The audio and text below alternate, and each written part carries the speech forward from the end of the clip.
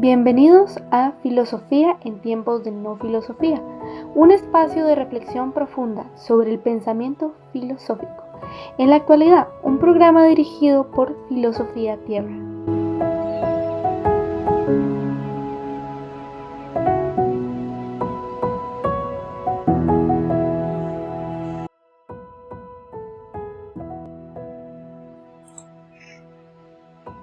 Guarda silencio ante Jehová y espera en él.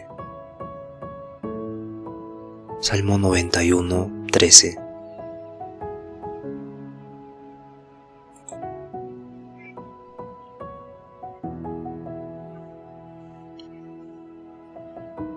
Bienvenidos al episodio 319, 12 de julio, de Filosofía del Arte y Estética. Mi nombre es Marco Antonio y hoy vamos a hablar sobre Arthur Danto. Él nos habla del arte como una provocación conceptual, ¿no?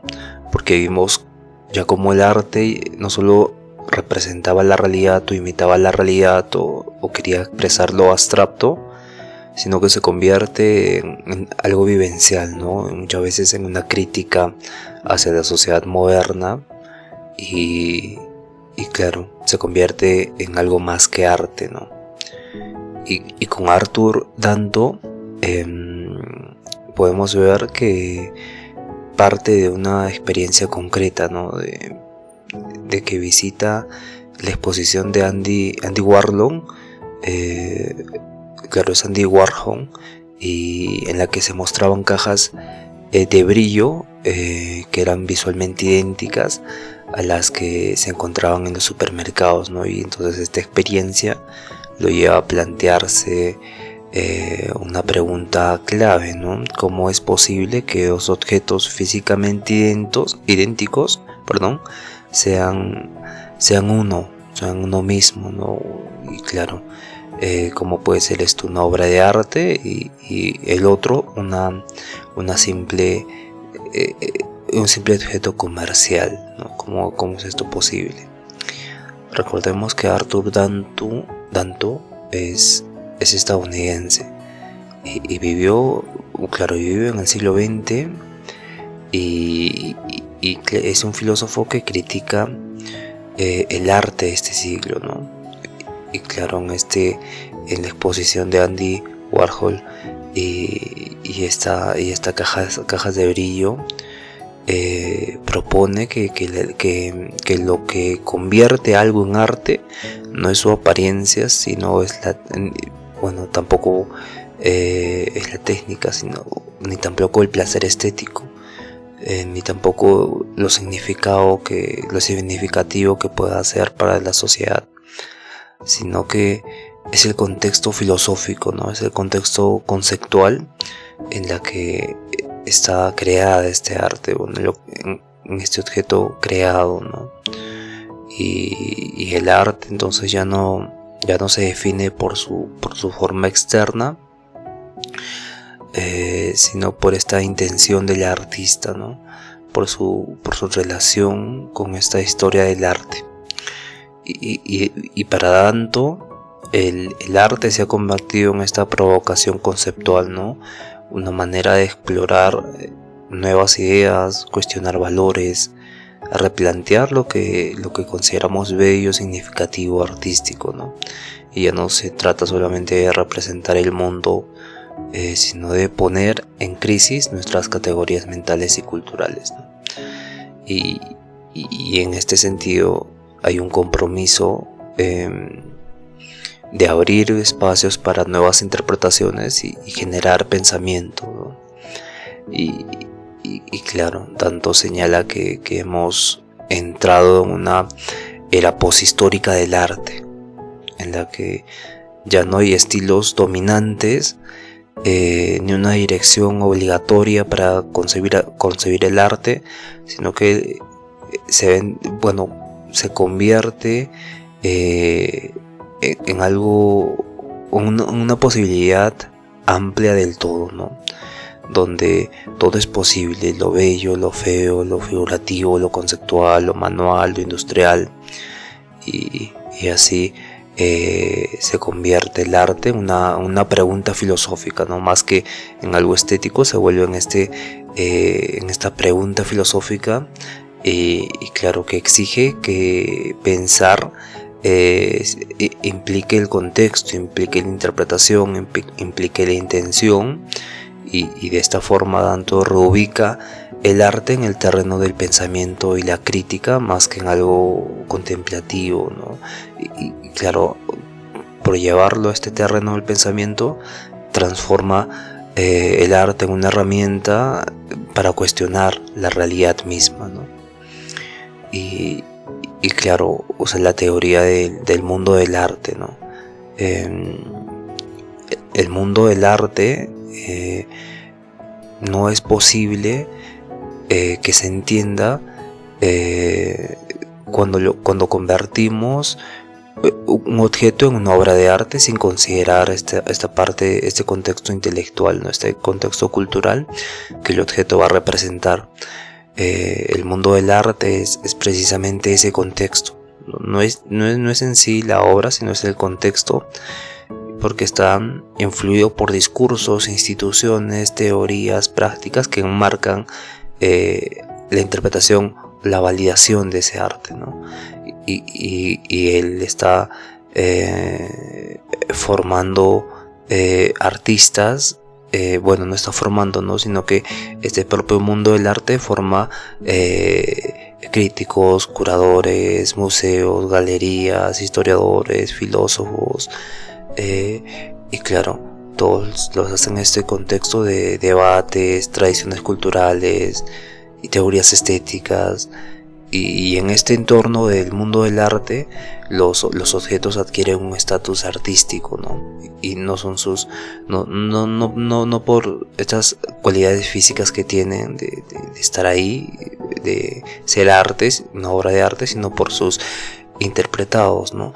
Por sus interpretados y por ser reconocidos, ¿no? Pero este reconocido es el reconocimiento de las personas, ¿no? Que están dentro del sistema y que los interpretan y los reconocen, ¿no? Un ejemplo de esto es las cajas de brillo, que implica que no basta con crear un objeto visualmente llamativo para que sea considerado arte. Más bien es necesario que ese objeto tenga esta intención artística nada más, ¿no? Que dialogue con las teorías, con las tensiones del arte contemporáneo, y que sea reconocido como tal, ¿no? Por este mundo del arte que es el contexto donde existen discursos, instituciones, teorías, prácticas que van a enmarcar una interpretación, una producción, una validación del arte.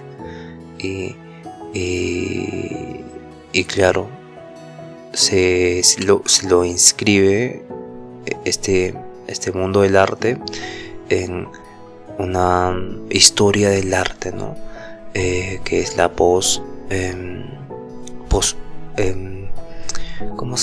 poshistórica del arte, etapa poshistórica del arte, donde el mundo del arte rompe con esta idea genuina de que el arte puede identificarse por su apariencia, ¿no?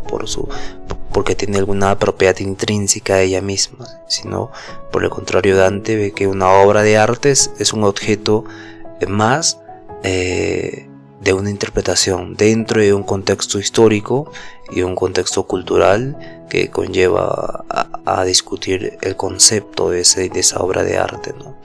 Y claro, ese contexto es precisamente el mundo del arte. Y uno de los aportes que hizo a la filosofía fue que va a diferenciar entre la apariencia de una obra y la esencia artística. Y claro, esta distinción es fundamental para entender por qué dos objetos pueden ser idénticos en su forma física, pero son distintos, ¿no? Son considerados, uno es considerado arte y el otro es considerado un objeto más, ¿no? Y claro, según tanto, esta apariencia sensible del objeto no es suficiente para determinar como arte, ¿no? Lo que realmente importa es esta esencia conceptual, aquello que no se ve a simple vista, que es la intención del artista, el significado que aporta la obra y su lugar en esta historia del arte, ¿no? Y este punto se ilustra claramente con el ejemplo de las cajas de brillo de Warhol. Vamos a revisar las cajas de brillo de Warhol. Aunque no los puedo mostrar, pueden buscar cajas de brillo de W-A-R-H-O-L, Warhol. Esta es una obra de arte donde se recopila cajas de supermercado y se las considera arte, ¿no? Pero entonces tanto se pregunta, ¿no? Si esto es arte y que es idéntico a lo que está en los supermercados y no se considera arte, entonces el arte tiene que ser algo más que lo material, que lo que podemos ver, que lo que podemos aparentemente interpretar, ¿no? Y crea este mundo del arte donde detrás de esto están conceptos, está la historia del arte, está todo un tipo de entramado contextual ya que lo engloba como arte, ¿no? Y claro, Warlock no solo está imitando la realidad, sino que está proponiendo una reflexión sobre el arte mismo, ¿no? Sobre la función del arte, sobre su historia y esta relación que hay con las culturas masivas, ¿no? Con la cultura de las masas, ¿no? Del consumismo, bueno, y de todo este tipo de pensamiento utilitarista y consumista que se tiene, ¿no? Entonces la esencia de la obra está en su significado y su contexto, más que en la forma, ¿no? Y claro, esto se da cuenta Warlock. Y cuando muchos pensaban, ¿no?, que el arte mismo estaba dentro del objeto o que representaba el objeto o lo sublime de la experiencia inmediata, mencionaría Arthur, que no es posible esto, ¿no?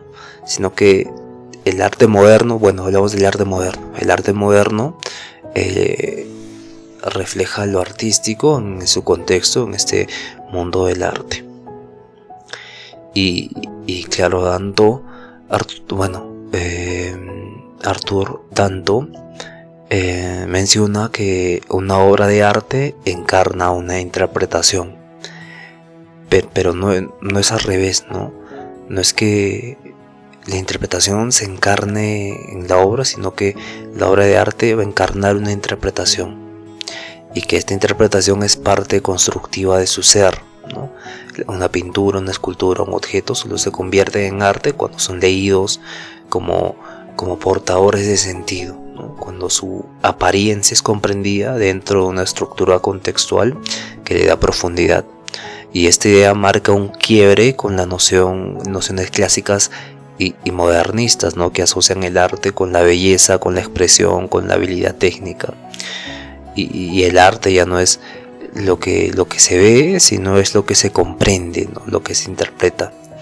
Y por eso la esencia del arte es invisible a los ojos y solo puede ser captada desde una perspectiva histórica o desde una perspectiva filosófica, o ambas. Y claro, la distinción entre apariencia y esencia permite explicar por qué el arte contemporáneo puede adoptar formas tan insólitas, tan triviales, tan como son, ¿no? Y claro, por ejemplo, hay muchas obras de arte en América que tienen este simplismo de la cotidianidad, ¿no? Y claro, lo hacen por su valor, que no reside en cómo luce, sino en lo que significa y en lo que provoca, ¿no? Y esta concepción va a transformar al espectador en un intérprete, pero que ya no sea pasivo de algo fijo, sino que sea un intérprete activo, ¿no?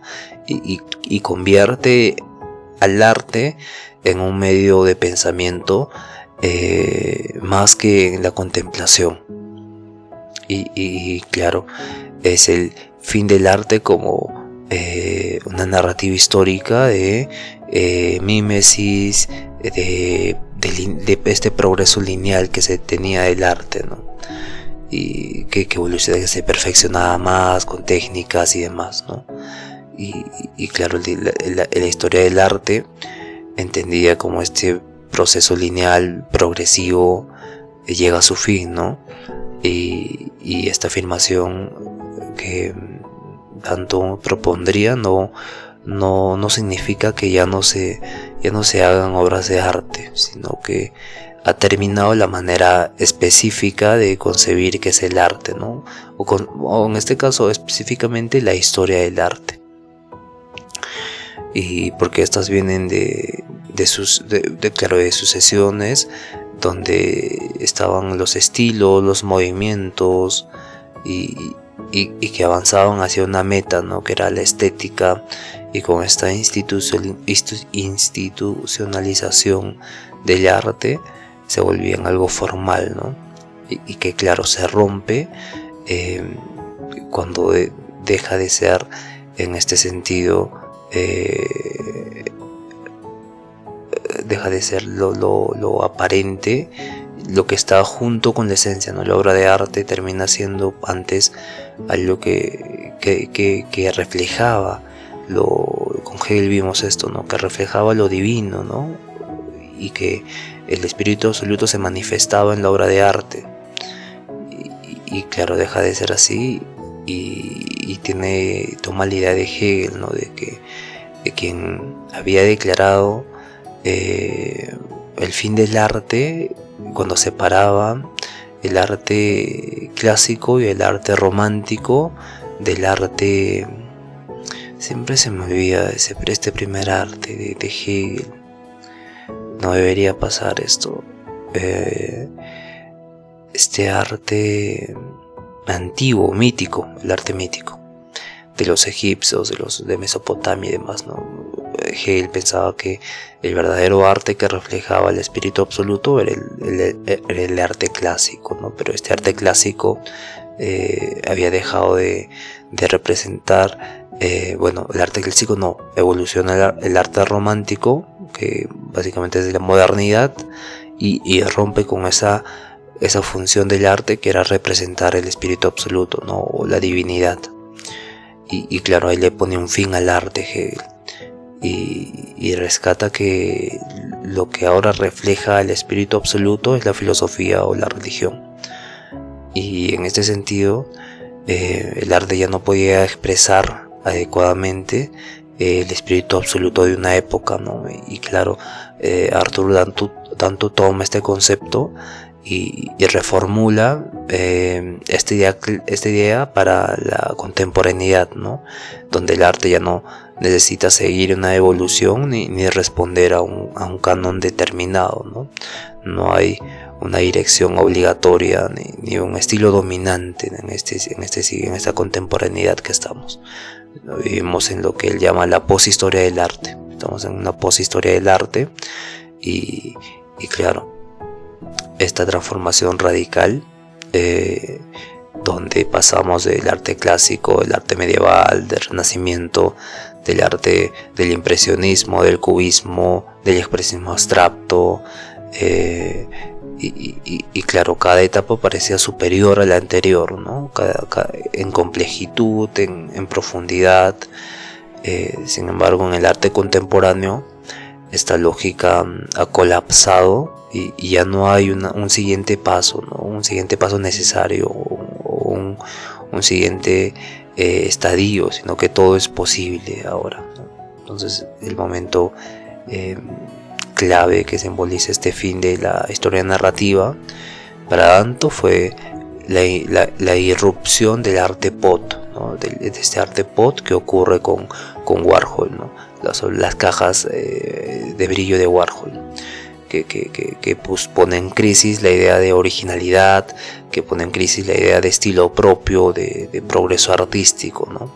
A partir de este entonces, a partir de Warlock, el arte se libera de toda obligación histórica, ¿no? Y se vuelve plural, se vuelve heterogénea y claro, profundamente conceptual, ¿no?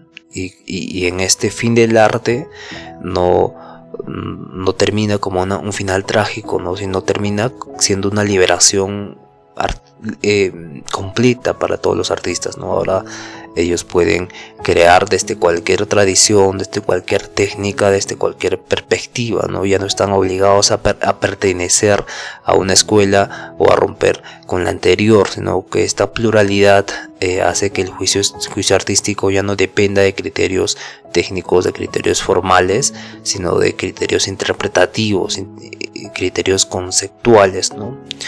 Y el fin del arte como narrativa histórica implica la muerte del arte y el inicio de un mundo abierto para el mismo arte, ¿no?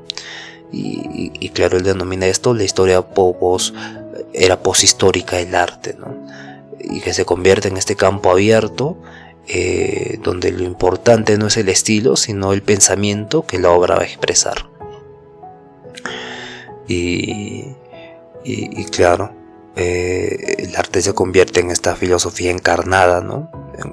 Y claro, las obras ya no van a representar objetos, emociones, experiencias y demás cosas, sino que encarnan ideas filosóficas. Y el arte se convierte en sí en una forma visible del pensamiento, ¿no? Claro, en una especie de filosofía materializada. Y esta transformación profunda redefine tanto el papel del artista como el del espectador, ¿no? El primero se convierte en un filósofo visual y el segundo en un intérprete crítico, ¿no? Intérprete crítico corresponde a este tipo de espectador y el artista se convierte en este filósofo visual, ¿no? Que es muy interesante, ¿no?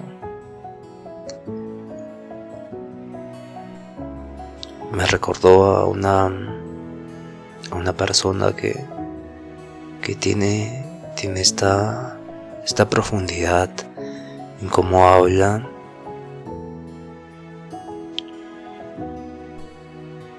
y que se convierte en sí en muy sabia. Es muy sabia, pero a la vez es como muy artística, ¿no? Y claro, tanto afirma que una obra de arte en este mundo contemporáneo plantea que tenemos que investigar la naturaleza del arte mismo, ¿no? Por ejemplo, cuando Warhol expone las cajas de brillo en su galería, no solo está representando un objeto cotidiano, sino que está formulándose una pregunta importante, ¿no? ¿Qué diferencia hay entre una caja comercial y una obra de arte? Y es un tipo de metalenguaje, ¿no? Donde el arte se pregunta sobre el arte, ¿no? Entonces la obra, en este sentido, no ilustra una idea, sino que es la idea puesta en una forma sensible. Y claro, es algo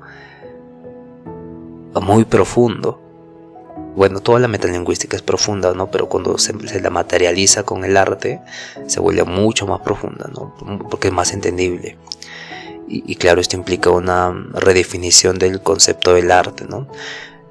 Y claro, el arte contemporáneo puede abordar temas epistemológicos, temas ontológicos, temas éticos, temas políticos, ¿no? Y tal como lo haría un filósofo, ¿no? Pero a través de medios visuales, medios materiales o medios performativos, ¿no? Claro, hablamos de performatividad cuando las palabras hacen cosas, ¿no? Como prometer. Yo prometo que vendré mañana y entonces estoy haciendo una acción porque mañana voy a ir, ¿no? Entonces la palabra hace cosas también.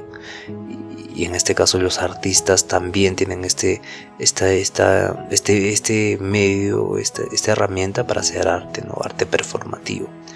Y claro, la obra de arte se convierte en un espacio de interrogación y no de afirmación, ¿no? Y claro, Danto señala que este giro conceptual no elimina lo estético, ¿no? Pero lo relega a un segundo plano, donde lo importante ya no es la belleza de una obra, sino qué nos está diciendo la obra, ¿no? Y qué ideas pone en juego, qué teorías cuestiona. Y por eso muchas obras contemporáneas pueden parecer visualmente simples o poco atractivas, pero profundamente significativas desde una perspectiva filosófica. Y claro, este enfoque también transforma el juicio crítico, porque no se trata de evaluar si una obra está bien hecha, de si podemos interpretar, bueno, no voy a hablar de interpretar, voy a meter la pata, sino de tener gustos estéticos refinados, sino más bien de interpretar un significado de un mundo del arte, ¿no? Del debate filosófico que está proponiendo esta obra de arte, ¿no? Que básicamente se hace con este tipo de interpretación subjetiva de uno mismo. Y así el arte deja de ser solo objeto de contemplación y se vuelve un instrumento de reflexión. Y claro, eso es muy, muy, muy profundo en este tipo de arte contemporáneo, donde este espíritu, podríamos agregar acá que este espíritu absoluto se manifiesta en la conceptualización de una obra de arte, ¿no? Que termina siendo, como diría Hegel, una interpretación del mismo espíritu absoluto que se ha manifestado en el pensamiento, en lo filosófico o en lo religioso también. Claro, el arte se vuelve esta filosofía encarnada, que significa que ahora el arte contemporáneo nos obliga a pensar, ¿no? Nos obliga a pensar. Y es un lenguaje conceptual que usa formas, colores, objetos, acciones para expresar ideas, ¿no? Y en lugar de escapar del pensamiento, el arte convierte el terreno filosófico de la reflexión en algo fértil, ¿no? En algo donde va a florecer el pensamiento. Bien. Hagamos un repaso para que tengamos todo claro mejor, ¿no? A ver, Danto propone esta nueva manera de entender el arte contemporáneo, y ya no como la apariencia de ver una obra de arte, ¿no? Sino más bien ver el contexto, ver la intención, ver el significado filosófico, ¿no? Y para esto introduce el mundo del arte, este concepto que básicamente nos habla de que es un conjunto de discursos, un conjunto de interpretaciones, de instituciones que hacen posible reconocer un objeto como arte. Y claro, una obra de arte no es por lo que parece, sino es lo que es por lo que interpretamos, lo que leemos en ella, ¿no? Y dentro de este sistema cultural, de este mundo del arte. Y ahí plantea esta distinción entre apariencia y esencia, donde dos objetos pueden ser visualmente idénticos, pero solo uno ser artístico, y porque tiene esta intención y este sentido interpretativo, ¿no? Y el otro solo ser un objeto cotidiano. Entonces la esencia del arte está en lo invisible, ¿no? Y que debe ser comprendida conceptualmente. Y Danto ahí sostiene que hemos llegado al fin del arte como una narrativa histórica. Ya no hay un camino lineal que determine cómo debe evolucionar el arte, ¿no? Entramos en una era poshistórica del arte donde todo es posible, ¿no? Y el arte se libera de la obligación de progresar más, ¿no? Con esa institucionalización.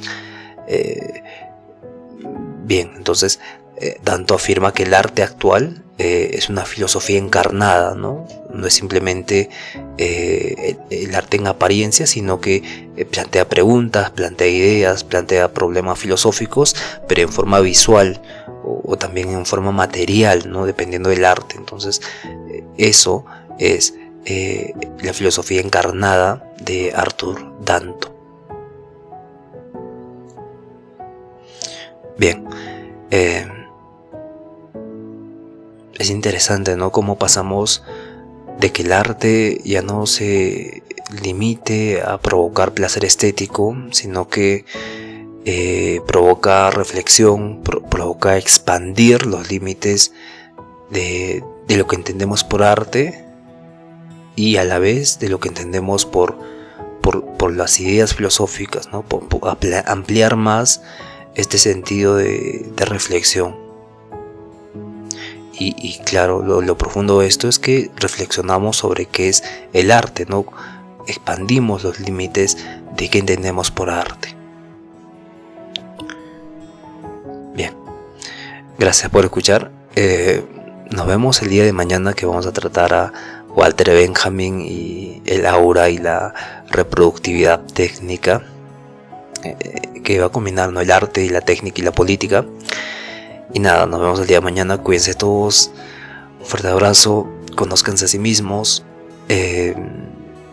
Bendiciones y por favor sean felices. Hasta el día de mañana.